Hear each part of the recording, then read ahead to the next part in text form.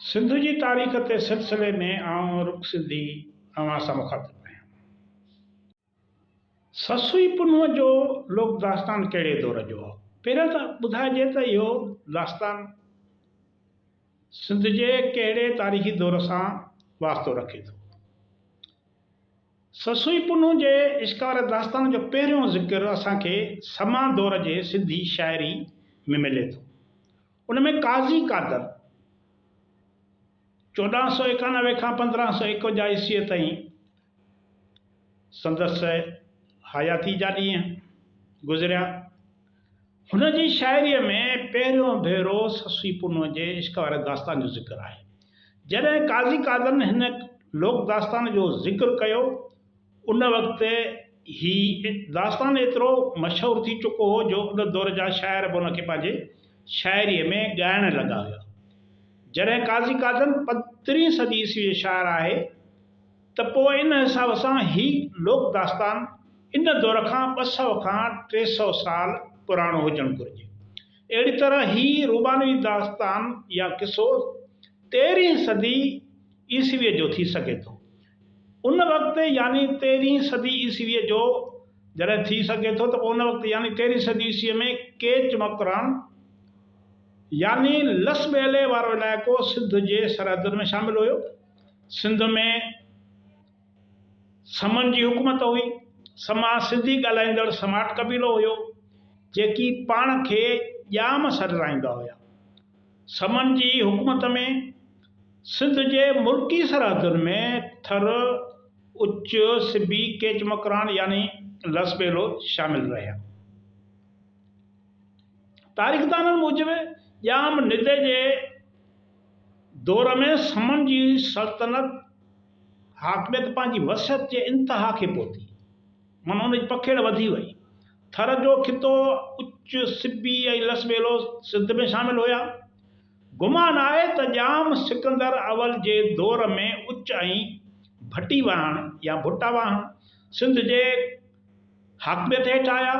ॼाम संजर पिणु मुल्की सरहदुनि खे मुस्तहकम रखियो। समन जे दौर में लस ॿेले में सिंधियुनि जी हाकमियत ॿीहर सघ हासिल करणु लॻी। उन बाबति सिंध जो नामियारो तारीख़दान प्रोफेसर गुलाम मोहम्मद लाखो लिखे थो त सिंध में समन जी हुक्मरानी क़ाइमु थियण बैदि लस जे सिंधी कबीलनि सुख जो साह खयो ऐं सियासी तौर ते खेनि उसरण जो मौक़ो मिली वियो। सिंध जे समन घणे अंदाज़ में वञी लस खे वसायो, जंहिं करे ख़ासि सिंध जो तमदुन लस ॿेले में राइज थी वियो। इन दौर में लस ॿेले में रुंझा कबीले जी या बिरादरी जी हुक्मरानी हुई। रुंझनि जो तालुक़ सिंध जे समाट कबीलनि सां आहे। काके भेरूमल जे तहक़ीक़ मूजिबि रुंझा ॼाम उनड़ जे ख़ानदान मां हुआ। उन्हनि मां हिकु सबड़ या सपड़ जे नाले सां थियो, जेको सखावत में पंहिंजे बटपाण। रुंझनि 13वीं सदीअ जे विच धारे लस ॿेले में पंहिंजी हुकूमत क़ाइमु कई ऐं 17वीं सदीअ जे आख़िरी अध में संदन हाकमियत पुॼाणी ते पहुती। उनखां पोइ वरी ॿियनि बिरादरियुनि जी हुकूमत शुरू थी, उहे बि सिंधी बिरादरियूं हुयूं। रुंझनि खां पोइ गूंगा सिंधी बिरादरी गूंगा हुकूमत में आया। बाद में समन जे बुरफ़त कबीले लस ॿेले में हुकूमत क़ाइमु कई। मथियनि तारीख़ी सबूतनि मां ज़ाहिर थिए थो त जॾहिं ससुई पुनूअ जे मुहबत वारे लोक दास्तान जनम वरितो, उन वक़्तु सिंध में समन जी हुकूमत हुई ऐं लस ॿेलो न फ़क़ति सिंध जे सरहदुनि में शामिल हुयो, पर उते समा इंतिहाई ताक़तवर हुक्मरान या बिरादरी हुई। जॾहिं त उन दौर में केच मकरान लस ॿेले ते सिंधी बिरादरी रुंझनि जी हुकूमत हुई। रुंझा ॼाम उनड़ जे ख़ानदान मां हुया। इन करे ससुईअ जो वर पुनू बि लस ॿेले जे ताक़तवर हुक्मरान कबीले ॼाम सां वास्तो रखंदड़ हुयो। मज़बूत तारीख़ी सबूतनि जे आधार ते पुनूअ खे कंहिं बि तरह बलोच करार ॾेई नथो सघिजे। हाणे हिते हिकिड़ो सुवाल थो पैदा थिए त शाह लतीफ़ भिटाई छा पुनूअ खे बलोच करार ॾिनो आहे? पर उन खां अॻु असां वटि हिकिड़ो तमामु तारीख़ी पुराणो दस्तावेज़ आहे तोहफ़तुल कलाम। उन में बि ससुई पुनू जो किसो आहे। हाणे उन में छा आहे, ससुई पुनू बाबति सॼो किसो तुफ़तुल कलाम में मौजूदु आहे। हिन किताब जो मुसनफ़ मीर अली शेर कानिड़ सिंध जे 18वीं सदीअ जो नाम्यारो तारीख़दान ऐं शाइर रहियो। संदसि ॼम जी तारीख़ आहे 1728 ईस्वी, वफ़ात आहे 1788 ईस्वी। पाण कलोड़नि जे दौर सां लाॻापियल शाही यानी दरबारी तारीख़दान हुयो। मीर अली शेर काने पंहिंजे तारीख़ी किताब तोहफ़तुल कलाम में किथे बि पुनूअ लाइ बरोच बारोचा जो लफ़्ज़ इस्तेमालु न कयो आहे। हाणे पुराणो इहो ई किताबु आहे, उन हवाले सां तव्हां पाण पढ़ो, इन में हिकिड़ो अलॻि मज़मून आहे शामिल। जेकॾहिं पुनू बलोच हुजे हा त मीर अली शेर काने ज़रूरु सॼे किसे में किथे न किथे खेसि बलोच लिखिया, अहिड़ो इशारो ॾिया। हुन लिखियो ससुई आहे पुनू। हाणे भिटाई पुनूअ खे बलोच चई छो मुखातिबु थियो? शाह अब्दुल लतीफ़ भिटाई सिंध जे हिन लोक दास्तान ससुई पुनूअ खे पंहिंजी शाइरी में ॻाए अमर बणाए छॾियो। शाह लतीफ़ जे सूरमियुनि में ससुईअ जो दर्जो सभ खां मथां लॻे थो, छाकाणि त सिंध जी हीअ सूरमी ससुई पंहिंजे मक़सद लाइ जिदोजहद जो ओञाण आहे। ससुईअ जो असुलु शहर बंबोरो, पर हू पंहिंजे वर पुनूअ जे तलाश में अकेले सिर अड़ांगो सफ़र इख़्तियार करियो। केच मकरान जा जबल झाकींदे रस्ते में दम ॾिनई। शाह साईं ससुईअ ते सॼा सारा 5 सुर सिरजिया आहिनि, जिन में ससुई आबरी, मज़ूरी, देसी, कोहियारी ऐं हुसैनी शामिल आहिनि। सुर ससुईअ लाइ प्रोफेसर कल्याण आडवाणी लिखियो आहे त शाह साहब हिन सुर में सची सिक जो विस्तार कयो आहे। नींहं जी तिख महिराण जी तिख खां वधीक जबरी आहे। सचो तालिब हमेशह इश्क जे अमीक में ॿुॾल आहे।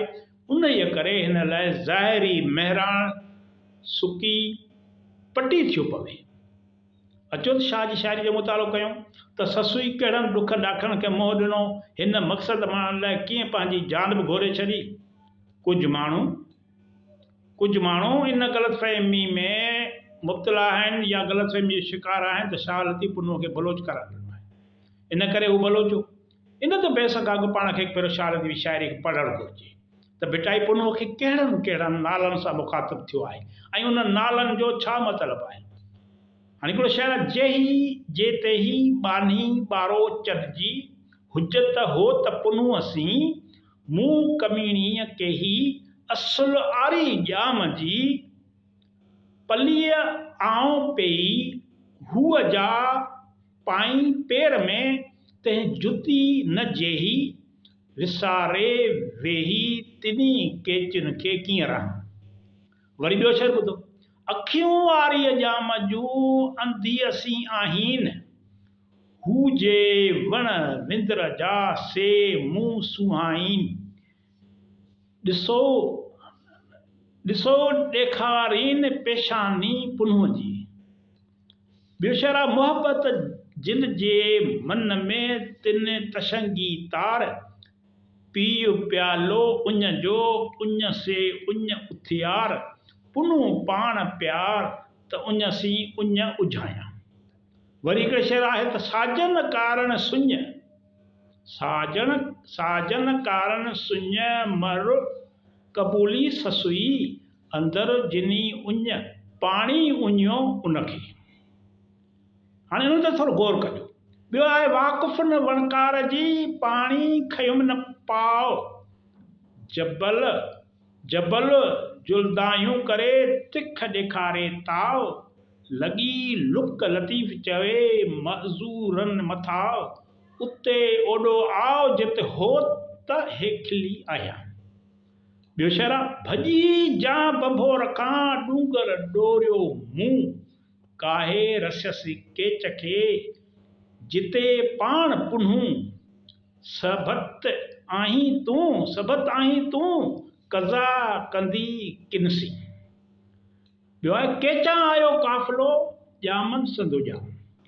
हिते इंतिहाई ॾिसो कीअं थी ससुई मुखातिबु थिए, छा थी चवे, ॼामन जो ॼाम। केचां आयो काफ़िलो ॼामन संदो ॼाम पसंदे पुनूअ खे अखियुनि कयो आराम नातर चाहियां नाम जेमू नियो पाणसी। हाणे हिते सुवाल थो पैदा थिए त आख़िरकार शाह लतीफ़ पंहिंजी शाइरीअ में कुझु बेतनि में पुनूअ खे बरोच छो कोठियो आहे। पहिरियां त ॾिसणो पवंदो त शाह लतीफ़ पुनूअ खे कहिड़नि नालनि या लक़बनि सां मुखातिब थियो आहे। शाह लतीफ़ पुनूअ खे आरिजाम, किथे आरिजाम थो कोठे, ॼामण संदो ॼाम थो चवे, ॿारोचो थो चवे, आरी थो चवे, आरिजाम थो चवे, पुनू जाम जे नालनि सां मुखातिब थो थिए। जॾहिं शाह लतीफ़ पुनूअ खे केची लफ़्ज़ सां मुखातिब थिए थो, उन सां मुखातिब थिए, केच मकरान इलाइक़ो, उन करे भिटाई पुनूअ खे संदसि इलाइक़े जे निस्बत सां केची बि सॾे थो। हिते हिकिड़ी ॻाल्हि ज़हन में रखणु घुरिजे त कंहिं बि बलोच या बलोची क़बीले जे सरदार खे ॼाम लक़ब या ख़िताब न मिलियल हूंदो आहे। तारीख़ में अहिड़ी का बि लिखत या शायदि नथी मिले जंहिंमें बलोच खे ॼाम लिखियो वियो हुजे या हू पाण खे ॼाम सॾाईंदो हुजे। ॼाम ऐं ॼामोट लफ़्ज़ या ख़िताब फ़क़ति सिंधी समाट बिरादरियुनि जे माण्हुनि लाइ इस्तेमालु थींदो आहे। जीअं सभा हुक्मरान पाण खे ॼाम सॾाईंदा हुया, जीअं ॼाम निदो, ॼाम उन्नड़, ॼाम बाबीनो, ॼाम जूणो वग़ैरह। साॻी तरह सिंध खां ॿाहिरि लस ॿेले ऐं मकरान में जेकी सिंधी बिरादरियूं रहंदियूं आहिनि उहे ऐं उन्हनि जा हुक्मरान बि पाण खे ॼाम कोठाईंदा आहिनि। ख़ुदि बलोचिस्तान जे सक़ाफ़ती इंसाइक्लोपीडिया में लिखियलु आहे त ॼामोट लक़ब तमामु वॾनि ऐं मोतबर माण्हुनि लाइ इस्तेमालु थींदो आहे। ॼामोटनि जे सरदार लाइ ॼाम जो लक़ब उन्हीअ मां वरितलु आहे। ॼामोट सिंध जा क़दीम तरीन माण्हू आहिनि। अहिड़ी तरह बलोचिस्तान गज़ेट में लिखियलु आहे त मक़ामी तारीख़दाननि जे बयान मुताबिक़ रूंझा, बुरफ़त, गुंगा ऐं ॼामोट मुख़्तलिफ़ वक़्तनि ते लस ॿेले जा हुक्म हुआ। ॼामोट गुंगा खां पोइ लस ॿेले जा हुक्मरान थिया। अहिड़ी तरह समा क़बीले या सिंधी क़ौम जे सरदारनि जो लक़ब ॼाम हो त नंढा वरी ॼामोट सरबा हुआ। जीअं राजा जा पुट राजपूत ऐं नवाब जा पुट नवाबज़ादा सरबा आहिनि। हिकु शाइर क़ीमत राय जे हिन शहर में ॼाम ऐं ॼामोट जे हैसियत खे वाज़िह सम्झी सघिजे थो। ॼामोट तुंहिंजी ॼामी असुल कीन विकामी, जंगी तोखे जाट चवनि, सिधो आहीं सामी, राजूड़नि राजपूत आहीं, हादी थींदे हामी। हाणे हिते नामियारो मौक़िक़ डॉक्टर ग़ुलाम अली अल्लाह लाड़ जो मुतालो में छपियल पंहिंजे मज़मून में पुनूअ खे बलोच करार ॾियण वारे मफ़रूज़ खे रद्द करे थो ऐं पुनूअ खे सिंधी करार ॾिए थो। हू लिखे थो त डॉक्टर नबी बख्श बलोच खां सवाइ ॿिया के बि माहिर जतन खे बलोच नस्ल मां तस्लीम नथा कनि। के दोस्त शाह लतीफ़ जे कलाम में मिसाल ॾेई इहे दावा कंदा आहिनि त लतीफ़ पिणु जतन खे बलोच थो क़बूल करे, पर हेठें सुर ससुई, आबरी, सुर मज़दूरी, सुर देसी, सुर कोयारी ऐं सुर हुसैनी मां के बेत चूंडे मिसाल तौरु पेश कजनि था, जिन में शाह लतीफ़ पुनू ऐं संदसि भाउरनि लाइ बानी, ॿारोचंजी, बलोचाणी, बाय, ॿारोचाणी, बाझ, ॿारोचो, ॿारोचाणा ॿार ऐं अहिड़ा ॿिया कई लफ़्ज़ फ़िक्रा कमु ईंदा आहिनि। इहे दोस्त इहे लफ़्ज़ दलील तौरु पेश करे साबित करण जी कोशिशि था कनि त शाह लतीफ़ पुनू ऐं संदसि भाउरनि खे हिकु तरफ़ जत थो सॾे त ॿिए तरफ़ बलोच, यानी उन्हनि जे राय मूजिबि इहो साबित थो थिए शाह लतीफ़ जतन खे बलोच थो सॾे। पर हेठें लतीफ़ जे कलाम अहिड़नि मिसालनि ऐं बेतनि ॾियण खां अॻु हीउ सुवाल बि पैदा थिए थो त शाह लतीफ़ पुनूअ खे ॿारोचो, आरी ॼाम, पुनू ॼाम, आरी ॼाम, ॼामन संदो ॼाम जहिड़ा लक़ब ऐं ख़िताब पिणु ॾिए थो। एॾा गौर करण जी ज़रूरत। हिते हिकु ॻाल्हि ज़हन में रखणु घुरिजे त कंहिं बि बलोच या बलोच क़बीले जे सरदार खे ॼाम लक़ब या ख़िताब न मिलियल हूंदो आहे। मां मथे बि इहा ॻाल्हि कई आहे त तारीख़ में अहिड़ी का बि लिखत या शायदि नथी मिले जंहिंमें बलोच खे ॼाम लिखियो वियो हुजे। ॼाम ऐं ॼामोट लफ़्ज़ या ख़िताब फ़क़ति सिंधी समाट बिरादरियुनि जे माण्हुनि लाइ इस्तेमालु थींदो आहे। जीअं समा हुक्मरान पाण खे ॼाम सॾाईंदा हुया।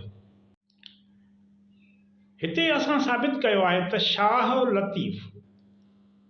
लतीफ़ पुनू खे इलाइक़े जे निस्बत सां बरोच या ॿारोचो सॾे थो, छाकाणि त हू बलोचिस्तान जो रहाकू हुयो। जॾहिं त पुनू पाण बलोच न पर जत बिरादरी जो ॼाम समूह हुयो। संदसि पोयर अॼु बि बलोचिस्तान में आबाद आहिनि। अवां सभिनी जी वॾी महिरबानी। ईंदड़ वीडियो ताईं इजाज़त ॾींदा।